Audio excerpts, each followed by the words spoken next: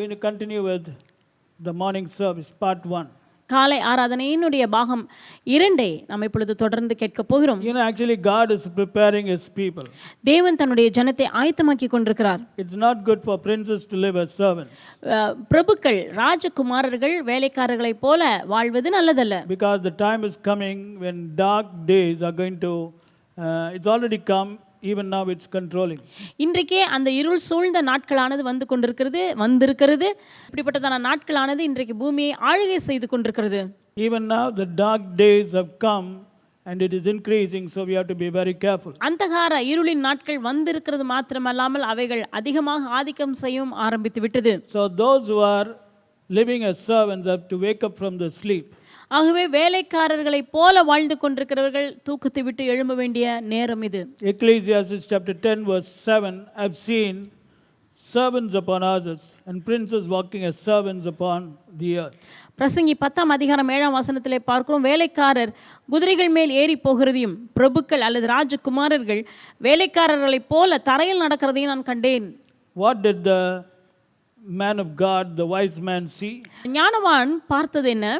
He saw servants upon horses and princes walking as servants upon the earth. வேலைக்காரர் குதிரைகள் மேல் ஏறி போகிறதையும் ராஜகுமாரர்கள் வேலைக்காரர் போல் தரையில் நடக்கிறதையும் கண்டேன். Who is a prince, who is a servant? யார் அந்த வேலைக்காரன், யார் அந்த பிரபு? Princes are those who have got authority, who are in favor with the king. பிரபுக்கள் என்று சொல்லப்படும்போது ராஜாவின் இடத்திலே அவர்கள் தயவை உடையவர்கள். They have authority. அவர்களுக்கு அதிகாரம் இருக்கிறது. But servants have to obey those who have got authority. ஆனால் வேலைக்காரர்கள் என்றால் அதிகாரம் உள்ளவர்களுக்கு அவர்கள் கீழ்ப்படிய வேண்டும். That's the simple definition of servant. Servant doesn't have authority. He has to obey. வேலைக்காரர்களுக்கு அந்த அதிகாரம் கிடையாது, அவர்கள் கீழ்ப்படியத்தான் வேண்டும்.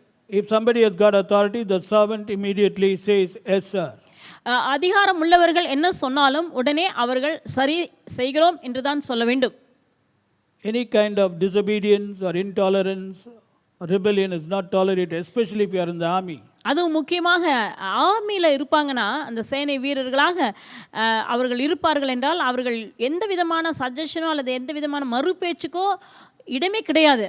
And you have received abundance of grace and the gift of righteousness. நீங்கள் தேவனுடைய கிருபையின் பரிபூர்ணத்தையும் நீதியின் ஈவாகிய பரிபூர்ணத்தையும் பெற்றவர்கள். So that you may reign in life in this world through one Jesus Christ. இந்த உலகத்திலே இயேசு கிறிஸ்து என்னும் ஒருவராலே நீங்கள் ஜீவனை அடைந்து ஆளும்படிக்கு. And we also saw what God the Father has done to you. பிதாவாகிய தேவன் உங்களுக்காக என்ன செய்திருக்கிறார் அதையும் நாம் பார்த்தோம். We saw in Mark 11:23 he has given you the right to have what you say. Mark 11:23 நாம் பார்த்தோம், அவன் சொன்னபடியே ஆகும் என்கிறதான அந்த உரிமையை தந்திருக்கிறார். In 1 John 3 and verse 22, John 14 and verse 14 and John 16:23 we saw that you can receive whatever you ask.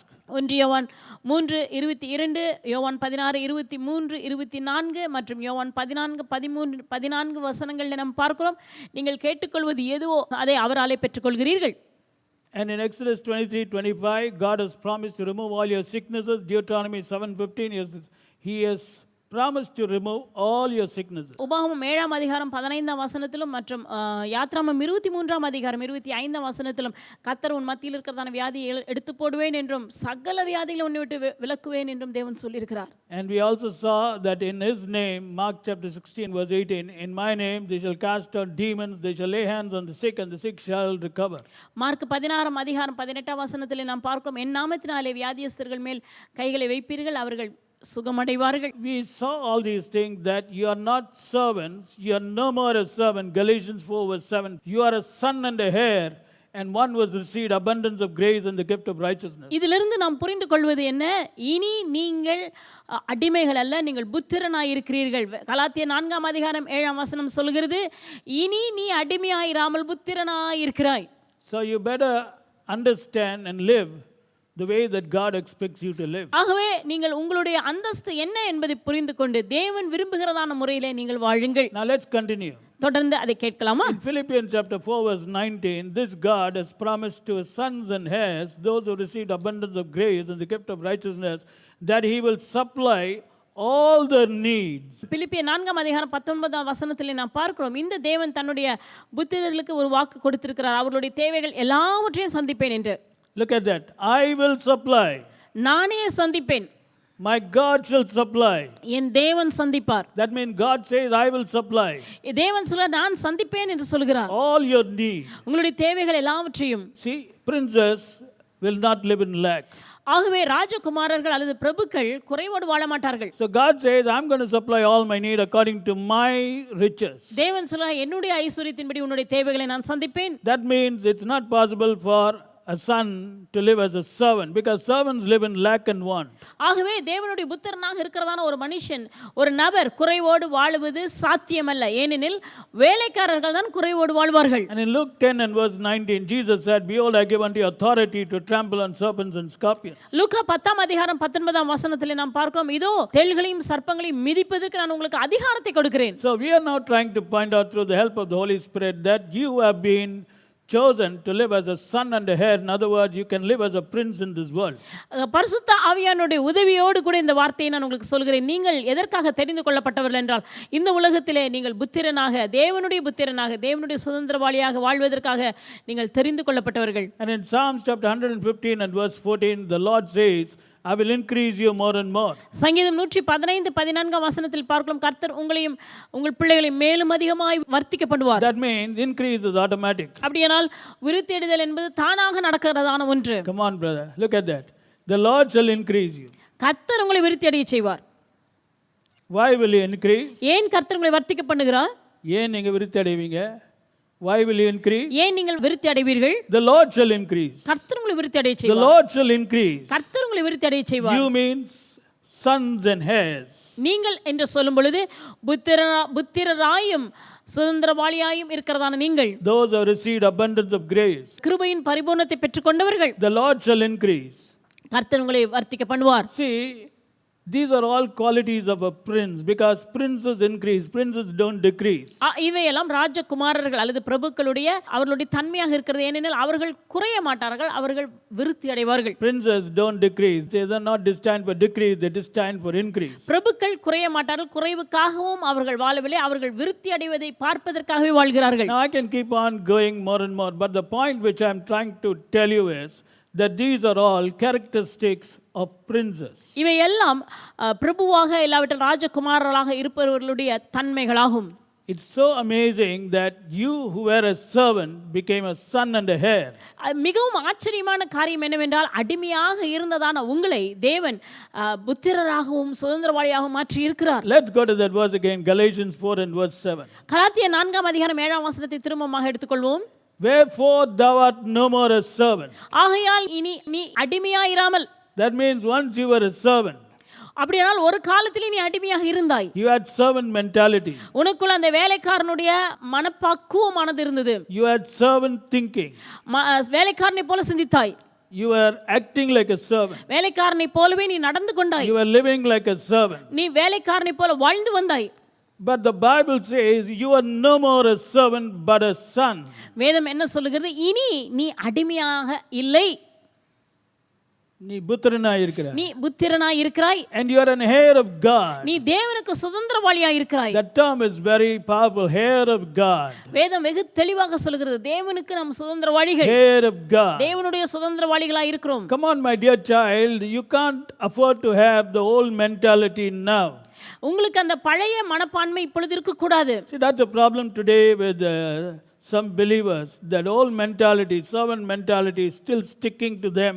And they are also today thinking like servants and acting like servants and speaking like servants and moving with servants. That's very, very bad. இன்றைக்கு அதுதான் சபைக்குள்ளாக சில விசுவாசிகளிடத்தில் இருக்கும் பிரச்சனையாகும். இன்னும் அவர்களுக்கு அந்த வேலைக்காரர்கள் என்கிறதான இருந்ததான அந்த மனப்பான்மை மறையவில்லை. அவர்கள் இன்னும் அதே நிலைமை போலவே வாழுகிறார்கள், பேசுகிறார்கள், சிந்திக்கிறார்கள். அப்படிப்பட்டவர்களோடு தான் பழகுகிறார்கள். See, that's bad. Servants move with servants. No. You are not a servant. Thou art no more a servant. You are a son and a heir. வேலைக்காரர்கள் தான் வேலைக்காரர்களோடு கூட பழகுவார்கள். வேதம் என்ன சொல்கிறது? இனி நீ அடிமையாய் இராமல் தேவனுடைய புத்திரனாய் இருக்கிறாய். This is abundance of grace. இது கிருபையின் பரிபூரணத்தினால் கிடைத்த ஒன்று. Come on, brother. கவனிப்போம். Watch out for people who have got servant mentality and servant attitude. வேலைக்காரர்களை போன்ற மனப்பான்மை உடையவர்கள் யார் என்று நீங்களே கண்டுபிடியுங்கள். And who live like servants. வேலைக்காரர்களை போல வாழுகிறவர்கள் யார் என்பதையும் கண்டுபிடியுங்கள். Then they blame God. அவர்கள் தேவனை குற்றம் சொல்வார்கள். Why should you blame God? He made you a son and a heir, and you, because of lack of knowledge and ignorance and lack of understanding, you are messing up everything that God has done for you. In what way it is justified? நீங்கள் தேவனை ஏன் குறை சொல்ல வேண்டும்? கர்த்தர் உங்களுக்கு வேண்டிய சகலவற்றையும் செய்திருக்கிறாரே. அவர் உங்களை புத்திரனாக மாற்றியிருக்கிறார், சுதந்திரவாளியாக மாற்றியிருக்கிறார். ஆனால் அதை புரிந்து கொள்ளாமல், அதன்படி நடவாமல் எல்லாவற்றையும் நீங்கள் குழப்பிக் கொண்டல்லவா இருக்கிறீர்கள்? Did God say you will be in debt? நீ கடனோடு இருப்பாய் என்று ஆண்டவர் சொல்கிறாரா? Come on, did God say you won't see money coming to you? பணம் உனக்கு வராது, பணம் வருவதை நீ பார்க்க மாட்டே, அப்படி சொல்லியிருக்கிறாரா? Did God say you will struggle to pay school fees and college fees? உன்னுடைய கல்லூரிக்கான செலவு பணத்தையும் மற்றும் பள்ளிக்கூடத்துக்கான பணத்தையும் கட்ட முடியாமல் தவிப்பாய், அப்படியே ஆண்டவர் சொல்கிறார்? Did God say the sickness will dominate you? அல்லது வியாதி உன்னை மேற்கொள்ளும், அப்படியாகவா தேவன் சொல்கிறார்? Come on, tell me, brother. சொல்லுங்க. Did God say? அப்படியாகவா தேவன் சொல்லியிருக்கிறார்? Is it the plan of the God of love? அன்பின் தேவனுடைய திட்டம் இதுதானா? For his sons and heirs? அவருடைய சுதந்திரவாளிகளுக்கும் அவருடைய புத்திரர்களுக்கும் தேவன் இதையா திட்டமாக See, வைத்திருக்கிறார்? these are all servant mentality, and it is passing on because your mentality has not changed.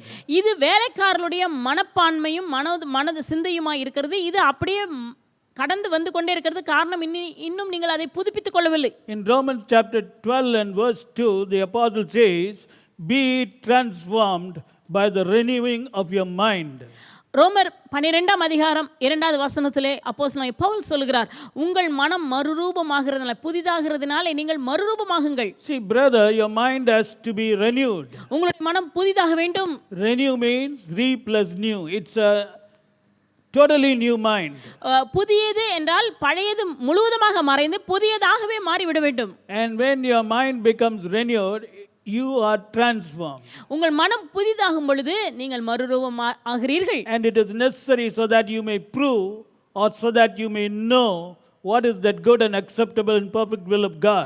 மனம் புதிதாவது என்பது மிகவும் தேவையான ஒன்று. ஏனெனில் அப்பொழுதுதான் நீங்கள் தேவனுக்கு கர்த்தருக்கு பிரியமும் அவர் ஏற்றுக்கொள்ளக்கூடியதான அவருடைய சித்தம் இன்னது என்பதை நீங்கள் அறிந்து கொள்வீர்கள். That's your job. அது உங்களுடைய வேலையா இருக்கிறது. See, you still have the servant mentality, and God says, no, that won't work. You need a new mind, renewed mind, because that old mind is servant mentality mind.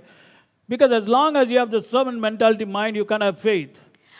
பழைய மனதை நீங்கள் உடையவர்களாக இருப்பீர்களானால் ஆண்டவர் என்ன உணர்த்துகிறார் என்றால், இல்லை, பழைய மனது உங்களுக்குள்ளாக இருக்கக்கூடாது. ஏன்னா பழைய மனது என்பது வேலைக்காரருடைய மனதாகும், அது உங்களுக்கு நல்லதல்ல. ஆகவே ஆண்டவர் உங்களுக்கு புதியதாக மாற்றப்பட வேண்டும், மாற வேண்டும் என்று ஆண்டவர் உங்களை உணர்த்துகிறார். You will be continuing to worry like servants. நீங்கள் வேலைக்காரர்களைப் போலவே கவலைப்படுவீர்கள். You won't have confidence like servants. வேலைக்காரர்களைப் போல நம்பிக்கை இல்லாதவர்களாக வாழ்வீர்கள். You know, servants don't have confidence வேலைக்காரர்களுக்கு நம்பிக்கை இல்லை. because they don't know what's going to happen. ஏன்னா அவங்களுக்கு என்ன நடக்கும் தெரியாது. But sons have got confidence. ஆனால் தேவனுடைய புத்திரர்களோ அவர்கள் தைரியம் உள்ளவர்களாக திடமனதா இருக்கிறார்கள். For example, if your father is the owner of a medical college, the son will be so confident that he is going to join the medical college, but his close friend who's a servant, whose father is a servant and he is also a servant, come on, he won't have any confidence whether he's going to get a seat or not. உங்களுடைய அப்பா மருத்துவ கல்லூரியினுடைய சொந்தக்காரர் என்று வைத்துக்கொள்வோம். நீங்கள் நிச்சயம் மிக உறுதியாக இருப்பீர்கள், திடமனதாக இருப்பீர்கள். எனக்கு நிச்சயமாக மருத்துவ கல்லூரியிலே ஒரு சீட் கிடைத்துவிடும். ஆனால் அதே நேரத்தில் உங்களோடு கூட பழகி வந்ததான உங்களுடைய நண்பன், அவருடைய அப்பா ஒரு வேலைக்காரராக இருக்கிறார். ஆகவே அவருக்கும் அந்த மனப்பான்மை தான். உங்களுடைய நண்பன் ஒரு நிச்சயமில்லாதவனாக இருப்பான், கிடைக்குமா கிடைக்காதா என்றதான ஒரு சந்தேகத்தோடு தான் இருப்பான். Today this is how a lot of believers pray. They are not very sure whether the father will answer their prayer or not. இன்றைக்கு இப்படி தான் அநேக விசுவாசிகள் ஜெபிக்கிறார்கள். தங்களுடைய தகப்பன் தங்களுக்கு ஜெபத்துக்கு பதில் கொடுப்பாரா இல்லையா என்கிற சந்தேகத்தோடு ஜெபிக்கிறார்கள். Even for genuine needs they are not confident. அவர்களுடைய உண்மையான அத்தியாவசியமான தேவைகளுக்கு கூட தேவன் மேல் நம்பிக்கை இல்லாமல் இருக்கிறார்கள். They are not sure whether the father will remove the sickness from the body. தேவன் தங்களுடைய சரீரத்திலிருந்து வியாதி எடுத்து போடுவாரா என்கிறதான சந்தேகம் அவர்களுக்குள் இருக்கிறது. எங்கள் அப்பா தங்களுடைய அப்பா எடுத்து போடுவார். Deuteronomy 7:15, what does it say? The Lord will take away from you all sicknesses. உபாகமம் 7ஆம் அதிகாரம் 15ஆம் வசனத்திலே பார்க்கிறோம், கர்த்தர் சகல நோய்களையும் முன்னே விட்டு விலக்குவார். Exodus 23:25, I will remove from you sickness. யாத்ராமம் 23:25 பார்க்கிறோம், கர்த்தர் உன்னை விட்டு வியாதிகளை விலக்குவார். But the servant mentality is not clear. ஆனால் வேலைக்காரருடைய மனது இருக்கிறதுனாலே அது தெளிவில்லாமல் இருக்கிறது. Philippians 4:19, your father will supply all your need, but the servant mentality, how will he supply my need? பிலிப்பியர் 4ஆம் அதிகாரம் 19ஆம் வசனம் வெகு தெளிவாக சொல்லுகிறது, கர்த்தருடைய தேவைகள் எல்லாவற்றையும் தம்முடைய ஐஸ்வரியத்தின்படி சந்திப்பார். ஆனால் வேலைக்காரரை போன்ற மனது உடையவர்கள் என்ன நினைக்கிறார்? அவர் தருவாரா? In Psalms 115 verse 14, your father says, I will increase you more and more, not only you but also your children. But the servant mentality, oh, will I really increase? சங்கீதம் 115:14ஆம் வசனம் என்ன சொல்கிறது? கர்த்தர் உங்களை மாத்திரமல்ல உங்களுடைய பிள்ளைகளையும் வர்த்திக்க பண்ணுவார் என்று வேதம் சொல்கிறது. ஆனால் இந்த வேலைக்காரர் போன்ற புத்தி என்ன செய்து தெரியுமா? யோசிக்க வைக்கிறது. ஆண்டவர் தருவாரா? செய்வாரா? நான் பெருகுவேனா? See, today, child of God, தேவனுடைய பிள்ளையே, it's dangerous to live in these dangerous days having a servant mentality. இப்படிப்பட்ட ஆபத்துகள் நிறைந்ததான நாட்களில் வாழ்ந்து கொண்டிருக்கிறதான நாம் இப்படிப்பட்ட வேலைக்காரருடைய புத்தியை மனதை உடையவர்களாக வாழ்வது நமக்கு நல்லதல்ல. Let me explain to you some characteristics of servants. வேலைக்காரருடைய சில குணாதிசயங்களை உங்களுக்கு சொல்கிறேன். We already explained to you the characteristics of sons and heirs. ஏற்கனவே நான் புத்திரர்களாக இருக்கிறவர்களுக்கும் சுதந்திரவாளியாக இருக்கிறவர்களுக்கும் உள்ளதான அவர்களுடைய குணாதிசயங்களை உங்களுக்கு சொன்னேன். Now let me explain to you the characteristic of servant. இப்பொழுது வேலைக்காரர்களுடைய குணாதிசயங்களை உங்களுக்கு நான் விளக்குகிறேன். Number one, servants cannot have what they say. வேலைக்காரர்களாக இருக்கிறவர்கள் தாங்கள் சொன்னபடி அவர்கள் எதையும் பெற முடியாது. Number two, they cannot receive what they ask. இரண்டாவது, அவர்கள் தங்கள் கேட்டதை அவர்களால் பெற்றுக்கொள்ள முடியாது. Number three, servants do not have authority. மூன்றாவதாக வேலைக்காரர்கள் அதிகாரம் இல்லாதவர்கள். Number four, servants live in lack and want. நான்காவதாக வேலைக்காரர்கள் குறைவோடும் தேவைகளோடும் வாழ்கிறவர்கள். Number five, servants cannot increase more and more. ஐந்தாவதாக நாம் பார்க்கிறோம், வேலைக்காரர்கள் மேலும் அதிகமாய் விருத்தி அடைய முடியாது. In fact, they will be literally struggling and straining all the days of their life just because they are servants. அவர்கள் வேலைக்காரர்களாக இருக்கிற காரணத்தின் நிமித்தம் வாழ்நாளெல்லாம் கஷ்டப்பட்டு கொண்டு தான் இருப்பார்கள். But the privileges which we taught you before, they are all sonship privileges. ஆனால் இப்பொழுது நான் உங்களுக்கு சொன்னதான எல்லா வகையான சலுகைகளும் அது புத்திரலாய் இருக்கிறதுக்கான சலுகைகளாகும். Heirship privileges. சுதந்திரவாளியினுடைய சலுகைகளாகும். But then why, instead of using your privileges and living in line with the privileges which love has brought before you, why do you continue to live like a servant? தேவன் தன்னுடைய அன்பினால் உங்களுக்கு கொடுத்ததான அந்த ஸ்லாக்கியங்களையும் அந்த பாக்கியங்களையும் நீங்கள் புரிந்து கொண்டு அதின்படி நீங்கள் வாழ்வதற்கு பதிலாக ஏன் இன்னும் வேலைக்காரரை போல வாழவே தெரிந்து கொண்டிருக்கிறீர்கள்? In fact, today what's happening is the servant is riding upon the horse and the prince is walking in the earth as a servant. இன்றைக்கு நடக்கிற காரியம் என்ன தெரியுமா? வேலைக்காரர்கள் அவர்கள் குதிரைகளின் மேல் ஏறி போகிறார்கள், ஆனால் ராஜகுமாரர்களோ வேலைக்காரர்களைப் போல தரையில் நடக்கிறார்கள். Ecclesiastes 10 verse 7. பிரசங்கி 10ஆம் அதிகாரம் 7வது வசனம். Pastor, what are you telling? Which prince is walking as a servant on earth and which servant is riding upon a horse? Pastor, நீ என்ன சொல்றீங்க பாஸ்டர்? எந்த பிரபு அப்படியாக தரையிலே நடந்து போகிறார்? எந்த வேலைக்காரன் குதிரையின் மேல் ஏறி போகிறார்? Now listen very carefully. கவனமாக நான் சொல்வதை கேளுங்கள். Well, as I told you, Jesus has given you authority over all sicknesses through his name and word. But actually, if you take practical life, you find that sickness, your servant, is riding on a horse, and the prince that is you is walking. தேவன் உங்களுக்கு சகல வியாதிகளின் மேலும் அவருடைய நாமத்தின் மூலமாக இயேசு கிறிஸ்துவின் நாமத்தின் மூலமாக உங்களுக்கு அதிகாரத்தை தேவன் தந்திருக்கிறார். ஆனால் இன்றைக்கு நடக்கிற காரியம் என்ன? வியாதியாகிய வேலைக்காரனானது குதிரையின் மேல் riding upon a horse and the prince is walking. குதிரையின் மேல் நடந்து போகிறது. பிரபுவாக இருக்கிறதான நீங்களோ தரையில் நடந்து போறீங்க. You are the prince. நீங்கள் தான் அந்த ராஜகுமாரன். Now let me explain. This present prince doesn't know what to do. இந்த பிரபுவாக இருக்கிற நபருக்கு என்ன செய்வது என்று தெரியவில்லை. He has authority given to him by Jesus. இயேசு கிறிஸ்துவினால் கொடுக்கப்பட்டதான அதிகாரத்தை உடையவராய் இருக்கிறார். He has the right to use the name above all names. எல்லா நாமங்களுக்கும் மேலான நாமத்தை பயன்படுத்தும் உரிமையை உடையவராய் இருக்கிறார். The name which has authority and absolute power over all sickness and demons. சகல வியாதிகளின் மேலும் சகல பிசாசுகளின் வல்லமைகளின் மேலும் முழு அதிகாரத்தையும் உடையதான அந்த அதிகாரம் அவருக்கு கொடுக்கப்பட்டிருக்கிறது. But this servant is riding on a horse and it refuses to leave this prince. ஆனால் அந்த வியாதியோ அந்த ராஜகுமாரனை விட்டு போக மறுக்கிறது. அது குதிரையின் மேல் ஏறி போய் கொண்டிருக்கிறது. And it is troubling him. அந்த வேலைக்காரனாக இருப்பது இந்த வேலைக்காரன் அந்த பிரபுவை trouble பண்ணுது. அந்த வேலைக்காரன் அந்த பிரபுவை தொந்தரப்படுத்தி கொண்டிருக்கிறார். Now the prince doesn't like it. You don't like it. நீங்கள் அதை விரும்பவில்லை. பிரபுவாக இருக்க நீங்கள் அதை விரும்பவில்லை. You are trying every method possible to drive out the sickness. உங்களால் ஆன மட்டும் அந்த வியாதியை விரட்ட தான் பார்க்கிறீர்கள். That servant you are trying to drive out servant you are trying to divert, using all your methods. உங்களுக்கு தெரிந்த எல்லா முறைகளையும் கையாண்டு அந்த வேலைக்காரனாக இருக்கிற வியாதியை வெளியே விரட்ட முயற்சிக்கிறீர்கள். You're going to all the doctors. மருத்துவர்களிடத்தில் போகிறீர்கள். You're taking all the medicines. மருந்துகளை எடுக்கிறீர்கள். You're praying very, very sincerely. மிகவும் உண்மையாக ஜெபிக்கிறீர்கள். You're going to church, going to different meetings. சபைக்கு செல்கிறீர்கள் மற்றும் பல கூட்டங்களுக்கு செல்கிறீர்கள். But the servant says, I'm not going to leave you. ஆனால் வேலைக்காரன் சொல்லுகிறான், நான் உன்னை விட்டு போக மாட்டேன். I like to torment you. உன்னை நான் வேதனைப்படுத்த I விரும்புகிறேன். like to harass you. உன்னை நான் துன்பப்படுத்த விரும்புகிறேன். Tell me, is it happening or not? நடக்குதா இல்லையா நீங்க சொல்லுங்க. Who are you? நீங்கள் யார்? You are a prince. நீங்கள் பிரபுவா இருக்கிறீர்கள். You have authority over the sickness. அந்த வியாதியின் மேல் உங்களுக்கு அதிகாரம் இருக்கிறது. Jesus said, in my name you shall drive out. இயேசு கிறிஸ்து சொல்லி இருக்கிறாரே, என் நாமத்தினாலே நீங்கள் விரட்டுவீர்கள். But you are having servant mentality and allowing the servant to dictate terms to you. ஆனால் இன்றைக்கு வேலைக்காரனுடைய மனப்பக்குவமும் மனப்பான்மையும் இருக்கிறதுனாலே அவர்கள் சொல்லுகிறதை நீங்கள் கேட்கிறவர்களாக இருக்கிறீர்கள். Brothers, we have to be careful. நாம் எச்சரிப்பாய் இருக்க வேண்டும். We have to take this serious. இதை ஜாக்கிரதையாக நாம் எடுத்துக்கொள்ள வேண்டும். Go to Mark 16 verse 17 and 18.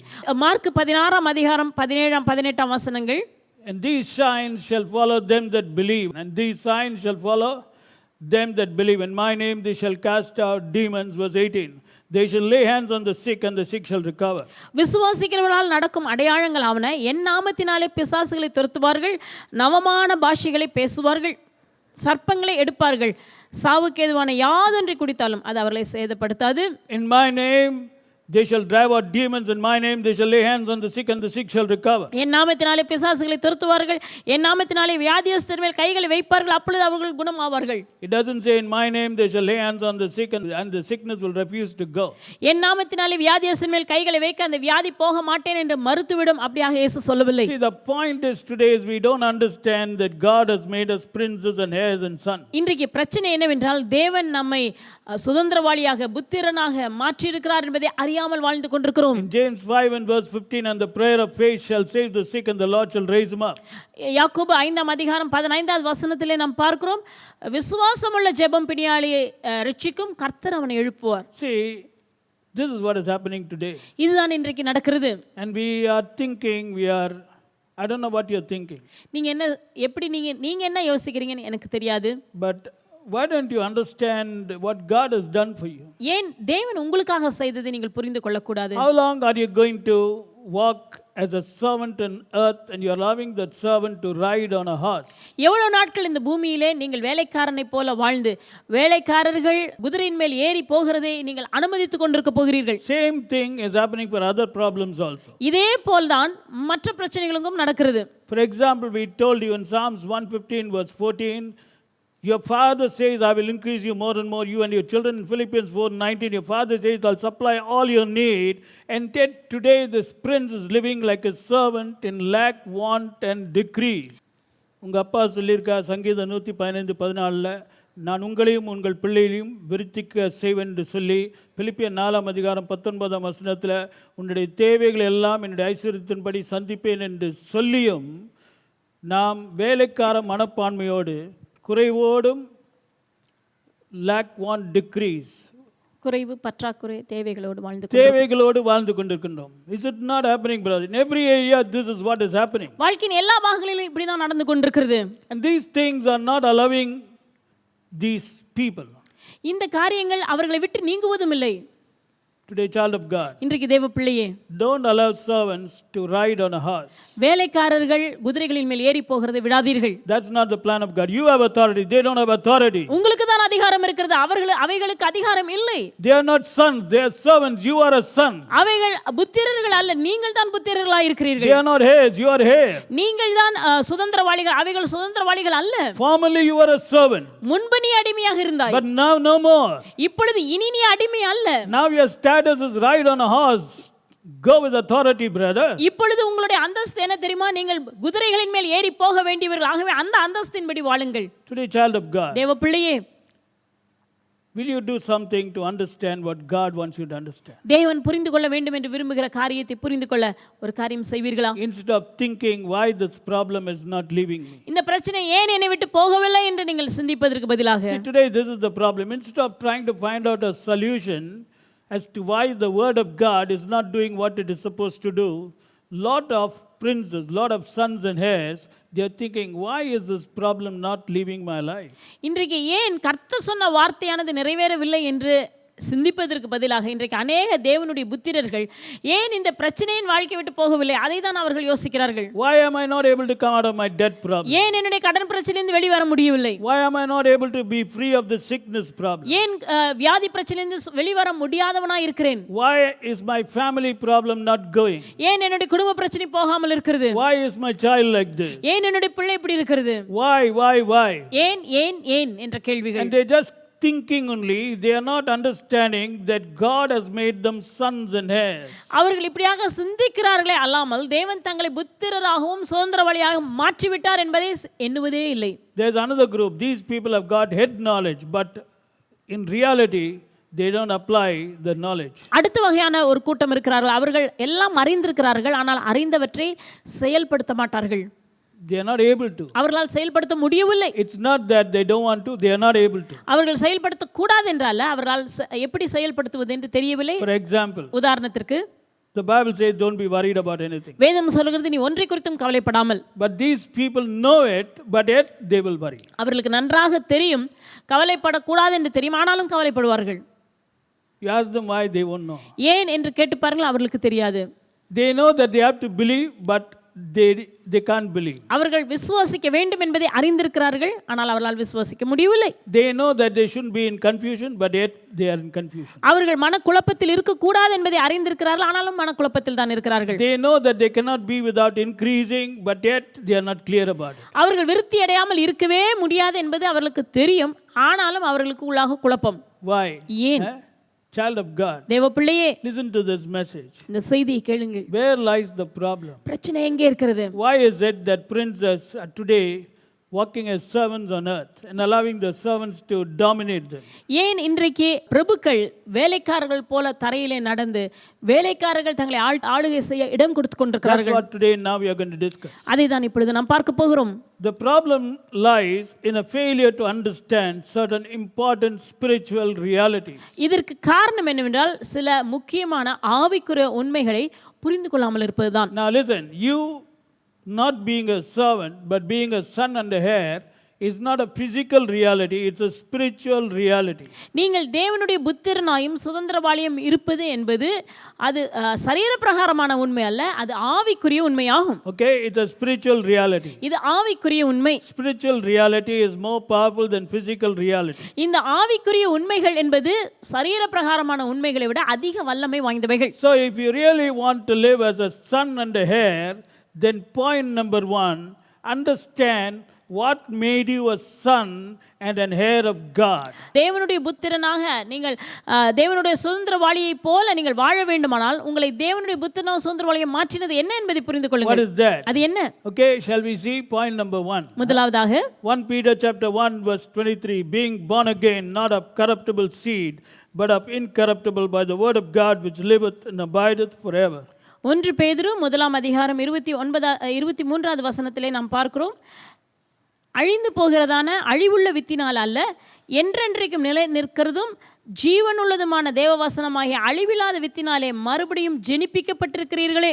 Now we have to understand born again.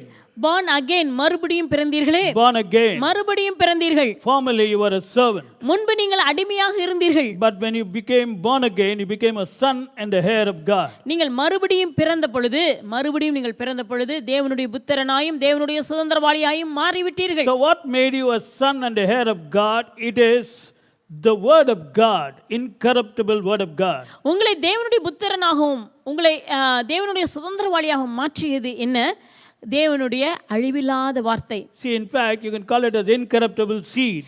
அழிவில்லாத வித்து என்று விதை என்று நாம் சொல்லலாம். See, corruptible seed, incorruptible seed. அழிவுள்ள விதைகள், அழிவுள்ள வித்து, அழிவில்லாத with. So an incorruptible seed known as the word of God which liveth and abideth forever made you a son of God and a heir of God. ஆகவே அழிவில்லாத with என்று சொல்லும்போது அழிவில்லாத விதையாகிய என்றென்றைக்கும் நிற்கிறதும் ஜீவனுள்ள தேவ வசனம் உங்களை தேவனுடைய புத்திரராகவும் உங்களை தேவனுடைய சுதந்திரவாளியாகவும் மாற்றி இருக்கிறது. This is something you have to understand. இது நீங்கள் அறிந்து கொள்ள வேண்டிய ஒரு காரியம். Is it clear? You should be really happy. What kind இன்றைக்கு of நீங்க word? சந்தோஷமா இருக்க The வேண்டாமா? word which liveth and abideth forever. எப்படிப்பட்டதான with பாருங்கள், என்றென்றைக்கு நிற்கிறதும் ஜீவனுள்ளதுமான அழிவில்லாத வித்து.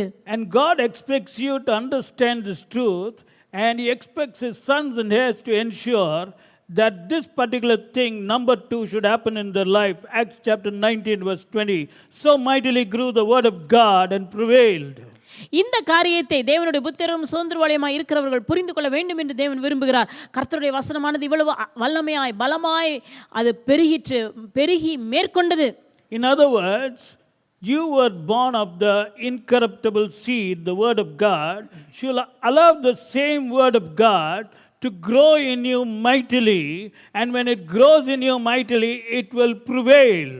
இந்த வார்த்தை, அதாவது அழிவில்லாத வித்தினாலே மறுபடியும் பிறந்தவர்களாகி நீங்கள் எந்த வார்த்தையை உங்களை பிறக்க வைத்ததோ அந்த வார்த்தையானது உங்களுக்குள்ளாக மிகவும் அதிகமாய் மேற்கொள்வதற்கு, பலமாய் வளருவதற்கு இடம் கொடுக்க வேண்டும். பலமாய் விருத்தி அடைவதற்கு விருத்தி அடையும் போது நெக்ஸ்ட் மேற்கொள்ளும். கர்த்தருடைய வார்த்தை பலமாய் விருத்தி அடையும் பொழுது அடுத்தது மேற்கொண்டு விடும். You got it? புரிகிறதா? See, you are born again by the word of God. You are supposed to allow this word of God to grow inside you, not just grow inside you, but grow inside you mightily, and when it grows inside you mightily, it will prevail. நீங்கள் அழிவில்லாத வித்தாகிய தேவ வசனத்தினாலே நீங்கள் மறுபடியும் பிறந்திருக்கிறீர்கள். அந்த வசனமானது உங்களுக்குள்ளாக வல்லமையாக, உங்களுக்குள் பலமாய் கர்த்தருடைய வசனமானது விருத்தி அடைவதற்கு நீங்கள் இடம் கொடுக்க வேண்டும். விருத்தி அடைவதற்கு நீங்கள் இடம் கொடுக்கும்போது அது மேற்கொண்டு விடும். What's the meaning of the word prevailing? வார்த்தை மேற்கொள்ளுகிறது என்றால் அர்த்தம் என்ன? Now listen. It means you don't try to drive out any sickness. You don't try to increase in this world. You don't try to come out of your debt problem. You don't try to bring peace in your family relationship. You don't try to come up in life. You don't try to do anything. You just allow the word to prevail over everything which is trying to control you and keep you under. நீங்கள் எந்த வியாதியையும் விரட்டுவதற்கு நீங்கள் முயற்சிப்பதில்லை, அல்லது நீங்கள் எந்த வகையான உயர்வையும் பெருக்கத்தையும் பார்ப்பதற்காக நீங்கள் முயற்சிக்க கூடாது. அடுத்தது உங்களுடைய குடும்ப உறவுகளை நீங்கள் சரி செய்வதற்கு நீங்கள் எந்த விதமான முயற்சியும் எடுக்கிறதில்லை. ஆனால் இந்த வசனமானது உள்ளே இருக்கிறதான தேவனுடைய வார்த்தையானது, அந்த வார்த்தையானது பெருகும் போது அது மேற்கொள்ளும். அந்த வார்த்தையானது வளர்ந்து விருத்தி அடைந்து பெருகும் பொழுது அது மேற்கொண்டு விடும். You got it? Because if you try to drive out that sickness, struggle, lack, evil, failure, confusion, strife in your life, I'm telling you, you're going to land up in hospital because you'll get BP and all kinds of sugar problem, this problem, that problem, because of tension and worry. நீங்கள் உங்களுடைய பிரச்சனைகளை நீங்களே விரட்டுவதற்காக முயற்சிக்கும் பொழுது அதனால தேவையில்லாத அழுத்தங்களும் மன அழுத்தங்களும் டென்ஷனும் தான் வரும். அதனால மருத்துவமனைக்கு போக வேண்டிய நிலைமை தான் ஏற்படும். Today's doctors have found out that one of the cause of heart attack is worry. இன்றைக்கு மருத்துவர்கள் என்ன கண்டுபிடித்திருக்கிறார்கள் என்றால், ஹார்ட் அட்டாக்ஸ் வருவதற்கு, இருதயத்திலே பிரச்சனைகள் வருவதற்கு காரணமே கவலைகள் தான். For example, that block in the heart is a result of continuous worry. உதாரணத்திற்கு அந்த இருதயத்தில் வருகிறதான அடைப்புகளுக்கு காரணம் தொடர்ந்து கவலைப்படுவதுதான். So why do you try to do something which you cannot do? You are so weak, no? ஏன் நீங்கள் உங்களால் முடியாத ஒன்றை செய்ய முயற்சிக்கிறீர்கள்? Tell me, anybody can drive out the sickness in your body? உங்களுடைய சரீரத்தில் இருக்கிறதான அந்த வியாதியை நீங்க யாராவது விரட்ட முடியுமா? You got so much of power or what? உங்களுக்கு அவ்வளவு வல்லமை இருக்குதா என்ன? You're God or what? நீங்க தேவனா என்ன? Have you got power to increase? உங்களுக்கு பெருகுவதற்கான வல்லமை இருக்கிறதா? Have you got power to solve that family problem? அந்த குடும்ப பிரச்சனையை தீர்ப்பதற்கான வல்லமை இருக்கிறதா? Have you got power to stop that accident from happening in your life? உங்களுடைய வாழ்க்கையில் அந்த விபத்துகள் நேரிடாமல் தடுப்பதற்கு உங்களுக்கு வலிமை இருக்கிறதா? Have you got power to stop the darkness which is trying to come against you? உங்களை எதிர்த்து வருகிறதான அந்த இருளை தடுத்து நிறுத்த உங்களுக்கு வல்லமை இருக்கிறதா? Then why are you trying? ஏன் முயற்சிக்கிறீர்கள்? What does the Bible say? வேதம் என்ன சொல்கிறது? Allow the word of God which begat you to grow inside you mightily, and then it will prevail. உங்களை ஜெனிப்பித்த, உங்களை ஜெனிப்பித்ததான அந்த தேவ வார்த்தையானது உங்களுக்குள்ளாக பலமாய் விருத்தி அடைவதற்கு நீங்கள் இடம் கொடுங்கள். அப்பொழுது அது மேற்கொண்டு விடும். It will prevail over that sickness in your body. உங்களுடைய சரீரத்தில் இருக்கிறதான வியாதியின் மேல் அது மேற்கொள்ளும். It will prevail over the decrease in your life. உங்களுடைய வாழ்க்கையில் இருக்கிற குறைவின் மேல் அது மேற்கொண்டு விடும். It will prevail over the lack and want in your life. உங்களுடைய வாழ்க்கையில் இருக்கிற தேவைகள், குறைவுகள், பற்றாக்குறையை விட அது மேல மேற்கொண்டு விடும். And when it prevails, then sickness will turn turn into healing.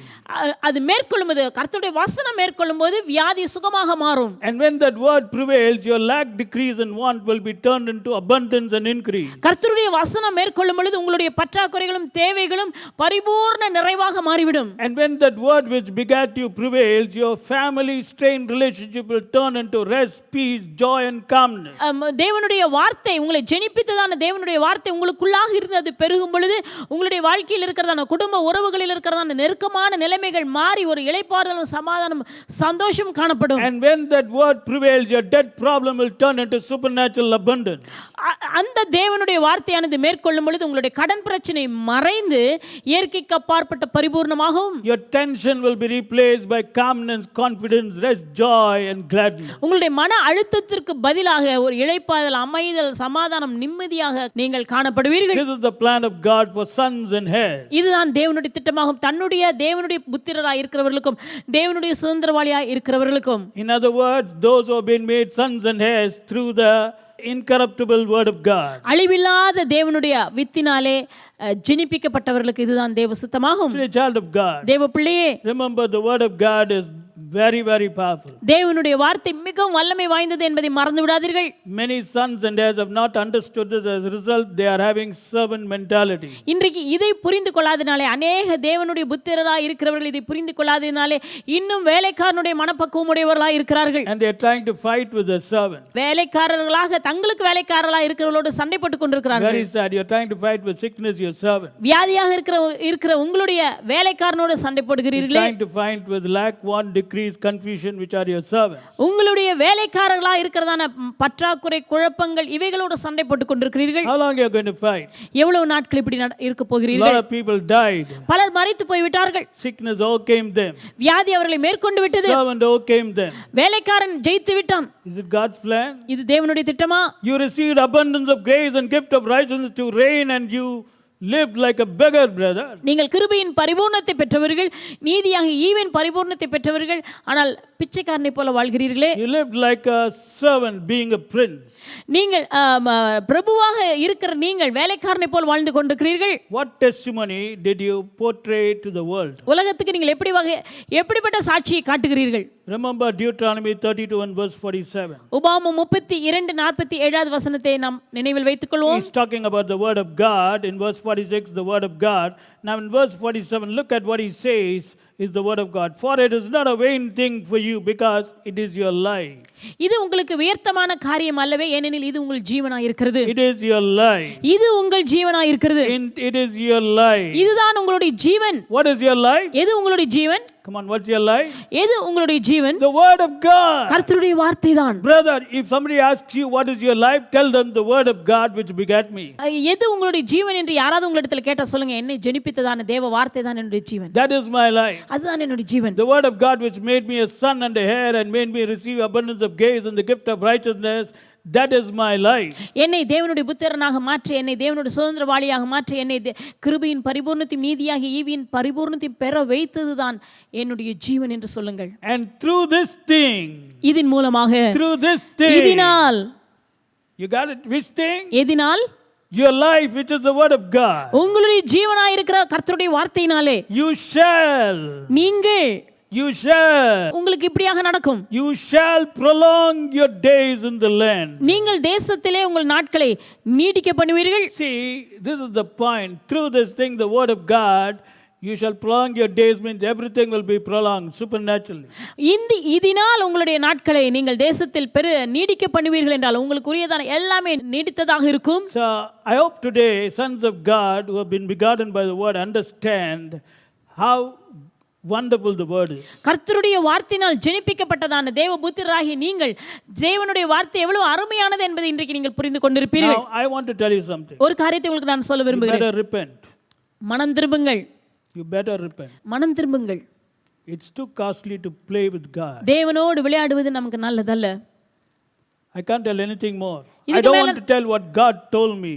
தேவன் எனக்கு சொன்ன காரியத்தை நான் உங்களுக்கு சொல்ல I'm விரும்பவில்லை. telling you You have to repent. There's no alternative. There's no alternative. மனம் திரும்புங்கள். Grace is telling you to repent right now because you have neglected the word of God. கிருபையானது உங்களை மனம் திரும்பும்படி உங்களை ஏவுகிறது. ஏனெனில் நீங்கள் தேவனுடைய வார்த்தையை நீங்கள் அசட்டையாக விட்டுவிட்டிருக்கிறீர்கள். You have neglected it. You have not given its importance. கர்த்தருடைய வார்த்தைக்கு கொடுக்க வேண்டிய முக்கியத்துவத்தை நீங்கள் கொடுக்கவில்லை. Because you never understood that that was your life. ஏன்னா அதுதான் உங்களுடைய ஜீவன் என்று நீங்கள் அறிந்து கொள்ளவில்லை. You never understood that this word of God, when it prevails, it can change your entire situation. இந்த தேவனுடைய வார்த்தையானது மேற்கொள்ளும்போது உங்களுடைய சகல சூழ்நிலைகளை மாற்றிவிடும் என்பதை அறியாமல் And இருக்கிறீர்கள். as a result, today, you are fighting and struggling with your problem. அதன் விளைவாக உங்கள் போராட்டங்கள் நீங்கள் தவித்து போராடி கொண்டிருக்கிறீர்கள் உங்கள் பிரச்சனைகளோடு கூட.